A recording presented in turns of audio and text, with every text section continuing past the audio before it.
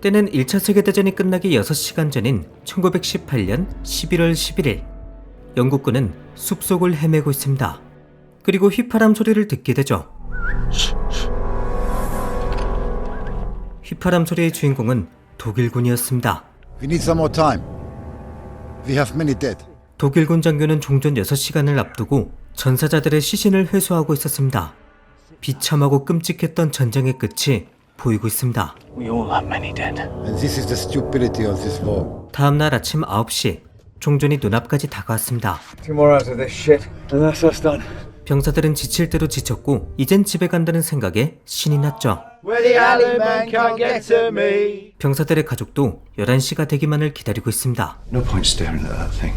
하지만 표독스러운 대위의 생각은 달랐습니다. Have the men give one last push. 독일군에게 영국군의 건재함을 보여줘야 된다면서 말이죠. 부하는 그를 말렸지만 Hardly describe them as being in fine shape. 대위는 고집을 부리죠. The men have had it when I say they've had it. 이 소문은 병사들에게도 빠르게 퍼집니다. He wants us to go over again. 그리고 그 소문은 정식적으로 전달됩니다. We'll see about that. 전보를 전달한 병사의 나이는 고작 19살. 뮬렌데이는 그를 살리기 위해서 이런 명령을 내리죠. I want you to clean this place up. An hour. 그리고 참모 밖으로 나가 명령을 전달하는데 We are to mount a last-minute offensive on the Jerry Line. 예상대로 병사들의 반발이 있습니다. We can't just want to go home, see? But who's to say those orders didn't get lost in the way? No one would know, would they? 공격 명령을 보이콧하는 병사들도 점점 많아지죠. In less than half a bleeding hour, we can just stroll right out of here. 한편 독일군 참모 역시 똑같은 상황입니다. 장교와 병사들 간의 대치 상황은 계속됩니다. I just don't see the point. We have less than an hour. We pretend you never received them. 지금까지 조국을 위해 목숨 걸고 싸웠고 1시간만 지나면 사랑하는 가족의 품으로 돌아갈 수 있는데 책상에 편히 앉아있는 놈들의 명령 때문에 The men here to mop up the last stragglers. 사지로 다시 가야 한다는 것이 믿기지 않았죠. You get yourself killed for nothing! 참모는 혼란의 소용돌이 속에 빠집니다. 명령을 따르지 말자는 쪽과 It's almost 11. We can just sit this out. 공격을 시작하는 휘슬이 울리자 어쩔 수 없이 명령대로 움직이는 병사들도 있었죠. 하지만 결국 사상자가 발생합니다. Jesus no! Bill! 그 역시 사랑하는 가족들이 기다리고 있는 병사였죠. I am counting the hours to see you and the girls again, my dear. 한편 뮬렌데이는 명령을 듣지 않는 병사들에게 결국 총을 겨눕니다. 참모 속 병사들이 이렇게 고통스러운 시간을 보내는 동안 Looks like you have to shoot all bleeding three of us now, won't you? 공격 명령을 내린 자는 장난감 병정을 가지고 놀고 있습니다.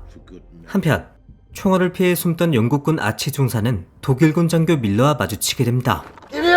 Okay. 아처는 그에게 시간을 묻죠. 11시까지 3분이 남았습니다. 3분이 지나면 적군에서 어쩌면 친구가 될 수도 있는 두 사람. We have all followed stupid orders for too long. 두 사람은 30분 같은 3분을 기다리며 총을 내려놓습니다. 그리고 가족 얘기를 하며 급격히 가까워지죠. 하지만 그때 상황을 모르던 영국군 병사가 밀러를 쏴버립니다. 그렇게 11시가 됩니다. 하지만 다행히 밀러는 정신을 잃지 않았고 독일군 병사들이 오며 그를 야전병원으로 데려갑니다. 1차 세계대전이 끝난 1918년 11월 11일 그날에만 11,000명이 넘는 사상자가 발생했습니다. 마지막 전투 전부터 상태가 좋지 않았던 아치는 그대로 쓰러집니다. 아치의 아내 메리는 아치가 실종됐다는 정보를 받게 되죠. 아치는 독일군 야전병원으로 실려왔죠. 그 사이 회복을 끝낸 밀러가 찾아옵니다. 아치 옆엔 프랑스군이 있었죠. This finished. Now we're gonna be friends again. 아치는 잠시 의식을 되찾지만 Not a good aim. 그날 새벽 상태가 악화됩니다. 그리고 유언을 남긴 뒤 Promise me you're right to her. 사망하게 되죠. 밀러는 약속대로 메리에게 편지를 써줍니다. I was honored and privileged to know your husband, your brave and gallant husband, and my good new friend sadly died. I hope you find peace and eventual happiness for yourself and for your daughter Margaret. 그렇게 수십 년이 지나 아치의 딸 마가렛은 할머니가 됐습니다. I miss you so much, Daddy. 영국군과 독일군 유족은 한 공간에서 마주치고 This sad place to meet. 마가렛은 여전히 아버지를 그리워합니다. I love you, Daddy. 오늘 소개해드린 영화 마지막 전투는 1차 세계대전 종전 6시간을 앞둔 시점의 이야기를 그립니다. 1914년 7월 28일 발발한 1차 세계대전은 1918년 11월 11일에 종료됩니다. 무려 4년 하고도 106일이나 전쟁이 지속된 것이죠. 1차 세계대전은 인간에게 정말 잔혹했던 전쟁입니다. 단 10m 전진하기 위해서 진흙으로 가득한 참호에서 싸웠죠. 이 전쟁에서 800만 명 이상이 목숨을 잃었고 살아남은 사람들은 후유증에 시달리며 살아가다 사망했습니다. 이처럼 많은 사상자를 낸 1차 세계대전은 종전하는 그날까지도 잔인했습니다. 1918년 11월 11일 오전 5시 프랑스 콩페뉴 철도 객차에서 종전 협상이 완료됩니다. 당시 독일 대표단은 즉시 종전을 원했습니다. 하지만 협상국은 6시간 뒤인 오전 11시에 종전이 발효되도록 했죠. 결국 6시간 동안 또 치열한 전투가 벌어지게 됩니다. 종전 날에만 11,000명의 사상자가 발생했죠. 심지어 종전 1분 전인 10시 59분에 전사한 병사도 있었습니다. 그의 이름은 헨리 건터라는 미군이었습니다. 전쟁의 참혹함을 두 눈으로 목격한 건터는 친구에게 이런 편지를 보냅니다. 전쟁을 피할 수 있다면 최대한 피하라고 말이죠. 하지만 이 편지는 군에게 발각되며 건터는 이등병으로 강등됩니다. 그리고 1918년 11월 11일 종전 1분 전 건터는 기관총으로 무장한 독일군들을 향해 달려듭니다. 독일군은 달려오는 건터를 향해 멈추라고 소리질렀지만 건터는 되레 총을 쏘며 독일군을 향해 달립니다. 결국 지나치게 가까이 다가오며 독일군은 그를 죽일 수밖에 없었죠. 그렇게 건터는 1차 세계대전에서 죽은 마지막 군인으로 기록됩니다.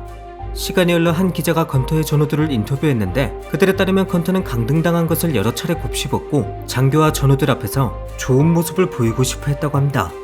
하지만 건터의 이런 무모한 행동 때문에 끔찍하고도 끔찍한 전쟁이 끝나기 1분 전, 아니 어쩌면 몇 초 전에 비참히 전사하게 된 것이죠. 오늘 소개해드린 영화 마지막 전투는 저예산으로 촬영된 영화입니다. 때문에 전투 장면이 거의 없다시피 합니다. 조금 있긴 한데 전투 장면이라 말하기도 민망한 수준이죠. 전투씬보다는 종전 2시간 전의 병사들의 마음이 어땠을지에 초점을 맞추고 보시는 걸 추천드립니다. 시간 되실 때 한 번쯤 보시는 걸 추천드리면서 오늘의 영상 마치도록 하겠습니다.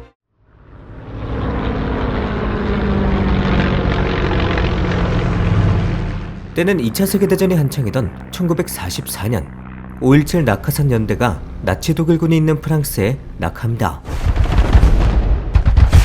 하지만 워낙 어두웠던 탓에 다들 엉뚱한 위치에 내렸고 커티스 역시 홀로 멀리 떨어지며 셰퍼드를 앞세운 독일군의 추격을 받게 됩니다. 결국 독일군에게 걸렸지만 역시나 홀로 떨어진 로시가 등장하며 한 번도 만난 적 없던 두 사람은 그렇게 우연히 함께 이동하게 됩니다. 그리고 폐가 하나를 발견하게 되는데 그곳엔 커티스의 상관 존스 병장이 있었죠. 상관이었던 존스는 계획을 제시합니다. 순찰하는 독일군의 시선을 피해서 중간 지점인 레 아우크까지 이동하는 것이었죠. 그렇게 세 사람은 잔뜩 긴장한 상태로 이동합니다. 독일군에게 잡히기라도 한다면 이렇게 됩니다. 나치 독일군의 잔혹성은 로시가 가장 잘 알고 있었죠. 이곳에 오기 전 로시는 이탈리아에 있었습니다. 그리고 이곳에서 가장 친한 전우를 잃었죠.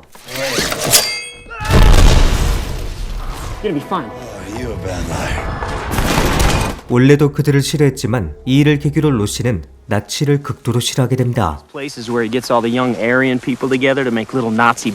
한편 이동하던 세 사람은 독일군을 발견합니다.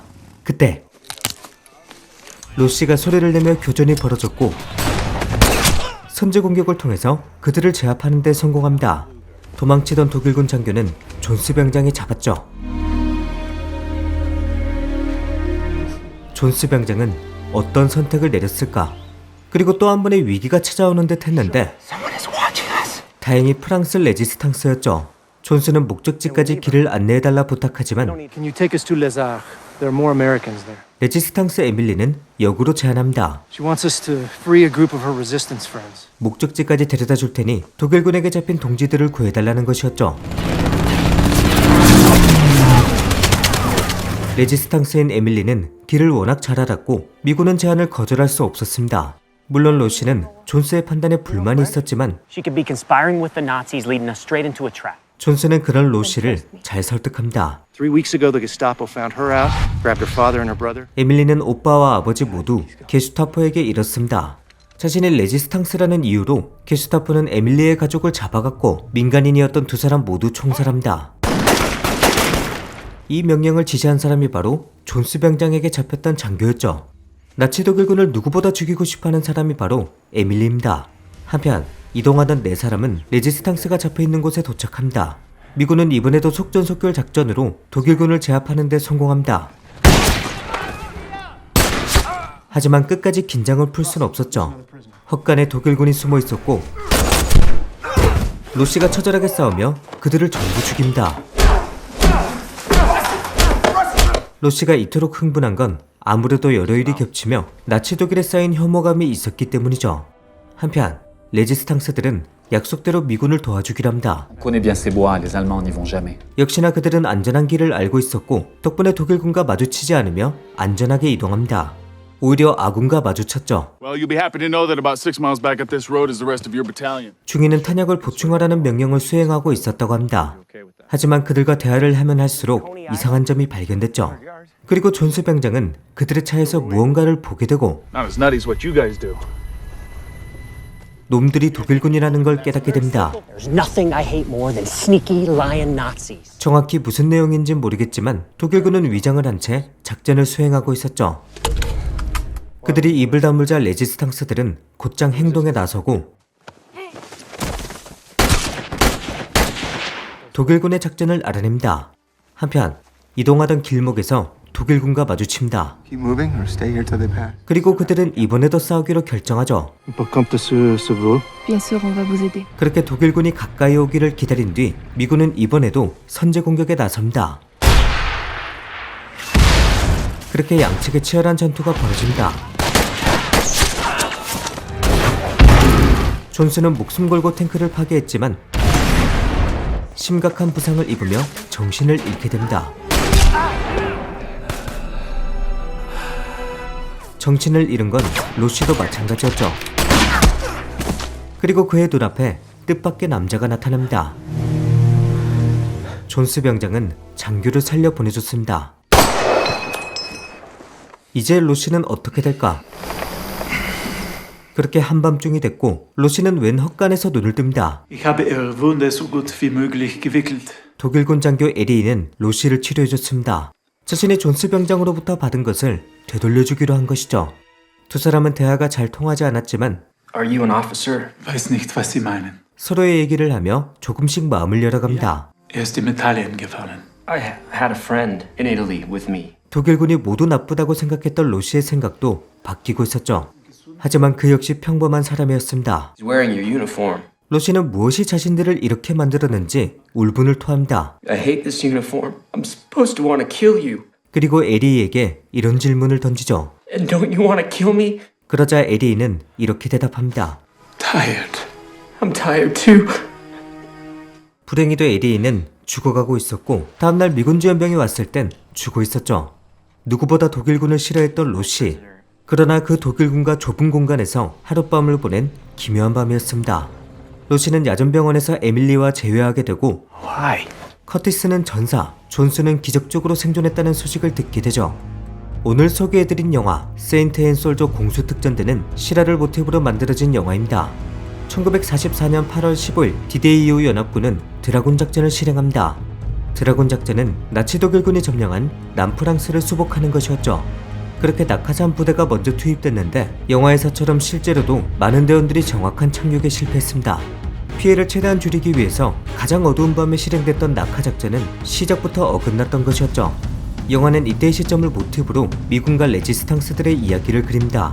영화는 다양한 인물들의 이야기를 그려내지만 특히나 로시와 에리의 이야기가 상당히 흥미로웠습니다. 먼저 영화는 에리의 이야기부터 시작합니다. 영화는 시작부터 에리의 딸바보 모습을 보여주더니 갑자기 민간인을 총살하는 장면으로 돌아갑니다. 그는 로시의 머릿속에 들어있던 나치 독일 그 자체였죠. 하지만 존스 병장으로부터 목숨을 구하고 난 뒤 사람이 완전히 바뀌게 됩니다. 자신이 그동안 얼마나 미친 짓을 해왔는지 깨닫게 된 것이죠. 이탈리아에서 나치 독일군으로부터 전우를 잃은 로시도 마찬가지입니다. 로시의 인생을 보면 독일군을 죽을 만큼 싫어할 수밖에 없습니다. 하지만 에리히를 만난 뒤부턴 생각이 바뀌게 되죠. 결국 이 사람 역시 우리와 같은 사람이구나 라면서 말입니다. 물론 그렇다고 해서 에리히가 그동안 저지른 만행이 지워지는 건 아니지만 에리히는 마지막 순간까지 참여하며 죽게 되죠. 비록 전투씬은 적지만 반전 메시지를 잘 표현한 만큼 충분히 볼만한 가치가 있는 영화라고 생각합니다. 시간 되실 때 한 번쯤 보시는 걸 추천드리면서 오늘 영상 마치도록 하겠습니다. 지금까지 필바였습니다.